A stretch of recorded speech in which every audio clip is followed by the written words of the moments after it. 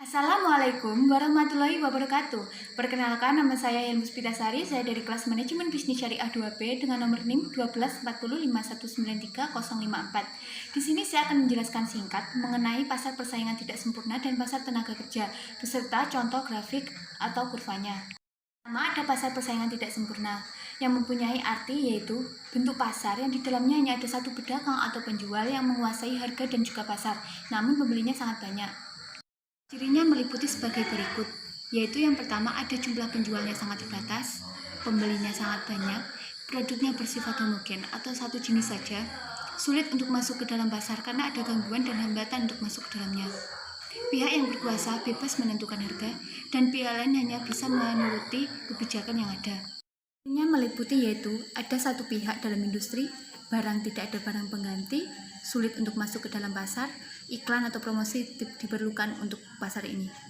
Yang kedua, berikutnya ada monopolistik. Terdapat banyak produsen dengan diferensi antar produk yang dihasilkan para produsen bagi merek atau pembungkusnya. Contohnya adalah snack atau alat tulis. Yaitu jumlah produsen dan penjual banyak. Produknya bersifat heterogen, promosi dan iklan aktif dalam pasar ini mudah masuk keluar pasar, produsen bisa mempengaruhi harga. Oligopoli, sebuah pasar di mana terdapat beberapa penjual atau produsen yang menjadi pemilik saham atau penguasa terbesar. Contohnya adalah industri air mineral dan industri motor.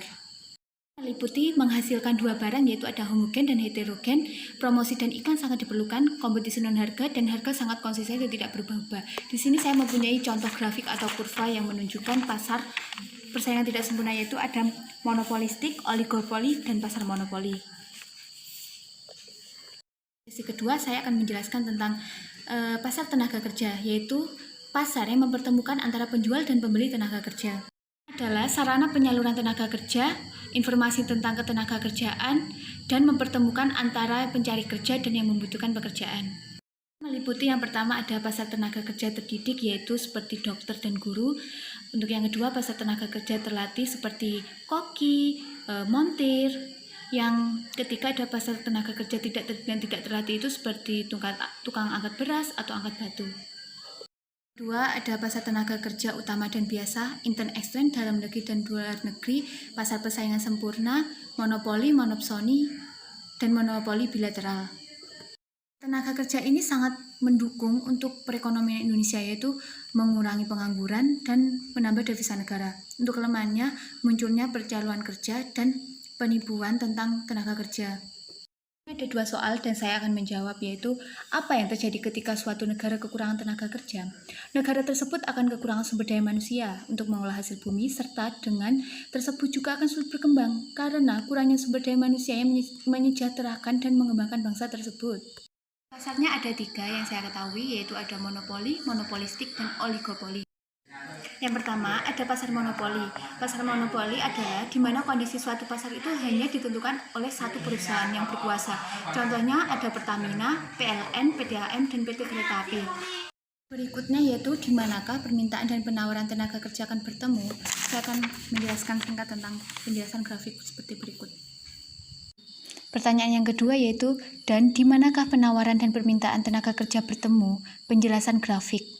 Yaitu di situ kan ada grafik 2, yaitu permintaan dan penawaran produk pakaian output mempengaruhi harga P, dan permintaan dan penawaran tenaga kerja input mempengaruhi upah W.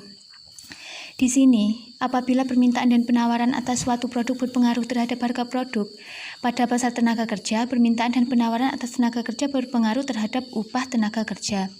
Penjelasannya bisa dilihat pada gambar 1 berikut ini. Keterangan. Pada gambar sebelah kiri, permintaan dan penawaran suatu produk output akan mempengaruhi besarnya harga dalam kasus ini pada titik P. Sementara, kurva sebelah kanan menunjukkan pengaruh permintaan dan penawaran atas tenaga kerja input terhadap upah W dalam hal ini sebesar W. Berikut adalah contoh yang saya jelaskan mengenai kurva tenaga kerja. Terima kasih. Itu tadi sedikit penjelasan video dari saya mengenai materi pasar persaingan tidak sempurna dan pasar tenaga kerja. Kurang lebihnya saya mohon maaf. Wabillahi taufiq wal hidayah. Wassalamualaikum warahmatullahi wabarakatuh.